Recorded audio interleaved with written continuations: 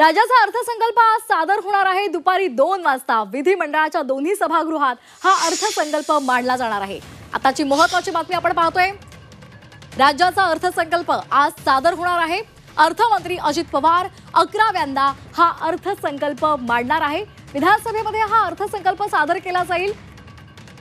त्याचबरोबर अर्थ राज्यमंत्री आशिष जयस्वाल विधान परिषदेमध्ये हा अर्थसंकल्प मांडतील।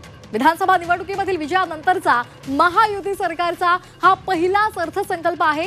निवडणूक काळामध्ये भरमसाठ आश्वासनं देण्यात आली होती आणि त्या आश्वासनांपैकी कोणती आश्वासनं या अर्थसंकल्पाच्या माध्यमातून सरकार पूर्ण करते का याकडे आता सर्वांचं लक्ष आहे। लाडक्या बहिणींना 2100 रुपये देण्याची घोषणा होणार का याकडे सुद्धा लाडक्या बहिणींचं लक्ष लागलंय।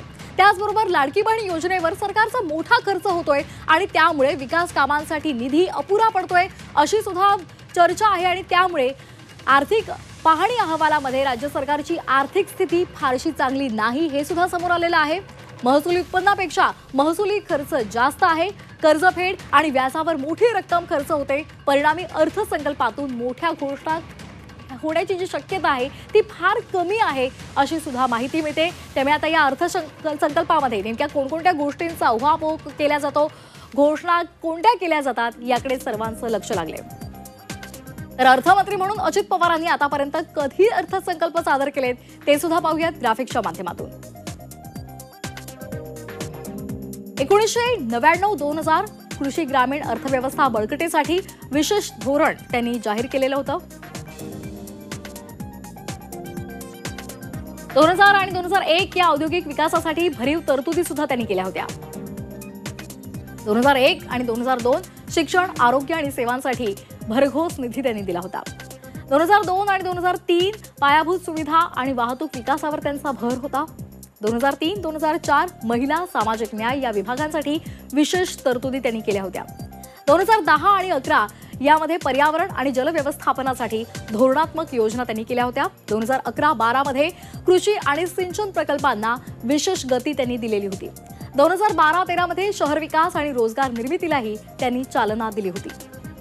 2021 आणि 22 कोरोना नंतर अर्थव्यवस्थेला उभारी देणारा अर्थसंकल्प त्यांनी सादर केला। 2024-25 मध्ये आर्थिक पुनरुज्जीवन आणि गुंतवणुकीला प्रोत्साहन देणारा अर्थसंकल्प त्यांनी मांडलेला होता। आणि या संदर्भात अधिक माहिती जाणून घेणार आहोत आमच्या प्रतिनिधी सीमा आढे यांच्याकडून। सीमा, आपण आता ग्राफिक्सच्या माध्यमातून अजित पवारांनी आतापर्यंत जे अर्थसंकल्प सादर केलेले आहेत त्यांची आपण माहिती जाणून घेतलेली आहे। त्यांची आर्थिक शिस्त आहे आणि त्याचबरोबर समाजातल्या सर्व घटकांना एकत्रित वेगवेगळ्या योजना, त्यांच्या हिताच्या योजना उपलब्ध करून देण्यावर त्यांचा भर असतो। आजचा अर्थसंकल्प त्याकडे सर्वांचंच लक्ष लागलेलं आहे, कारण निवडणुकीमध्ये भरमसाठ आश्वासनं दिली गेली होती। आता त्या आश्वासनाची पूर्तता होणार का याकडे सर्वांच्या नजरा आहेत। कशा पद्धतीचा अर्थसंकल्प असेल? नक्की श्वेता, खरं तर जेव्हा निवडणुकीपूर्वी अजित पवारांनी अर्थसंकल्प सादर केलेला होता त्या अर्थसंकल्पामध्ये विविध मोठमोठ्या घोषणा करण्यात आलेल्या होत्या। लोकांपर्यंत आपण कधी कशा पद्धतीने या अर्थसंकल्पाच्या माध्यमातून पोहोचू शकतो याची काळजी त्या अर्थसंकल्पामध्ये करण्यात आलेली होती। विविध समाज घटकांना खुश करण्याचा प्रयत्न जो आहे तो केला गेला होता। लाडक्या बहिणींसाठी एक मोठं गिफ्ट सरकारने त्या बजेटमध्ये दिलेलं होतं। मात्र आताचा जो बजेट आहे, सरकार स्थापन झाल्यानंतर पहिलं बजेट आहे, त्यामुळे आर्थिक शिस्त लावणारा हा बजेट असणार आहे। त्या संदर्भात अनेकदा अजित पवारांनी स्वतः सांगितलेलं आहे, कारण ज्या घोषणा मागच्या अर्थसंकल्पामध्ये सादर करण्यात आलेल्या होत्या, ज्या योजना सादर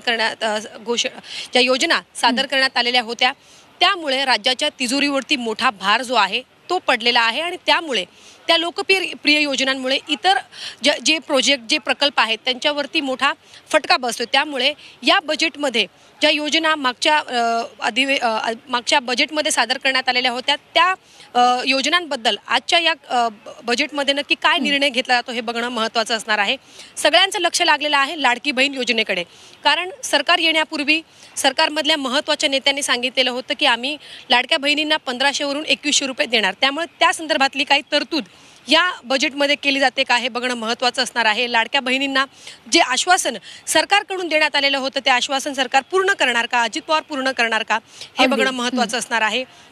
दुसरं म्हणजे इतर ज्या महत्त्वाच्या योजना आहेत, शिवभोजन थाळी असेल किंवा मग मुख्यमंत्री तीर्थदर्शन योजना असेल, आनंदाचा शिधा असेल, यासुद्धा योजना, या योजनांमध्ये अनेक मोठ्या प्रमाणात भ्रष्टाचार झालेला होता असं सरकारच्या निदर्शनास आल्यानंतर या योजनांचा सुद्धा आढावा घेण्यात आलेला होता. त्यामुळे या योजनांना आता या बजेटमध्ये किती निधीची तरतूद दिली जाते हे बघणं महत्त्वाचं असेल.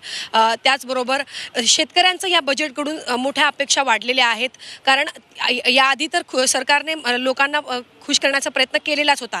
मात्र आर्थिक शिस्त म्हणजे काय, त्यामुळे शेतकऱ्यांना फटका बसतो की मोठा दिलासा देण्याचा प्रयत्न महायुतीचं सरकार करणार हे बघणं महत्त्वाचं असणार आहे. सोबतच सर्वसामान्यांना तर अनेक मोठ्या अपेक्षा तर आहेतच.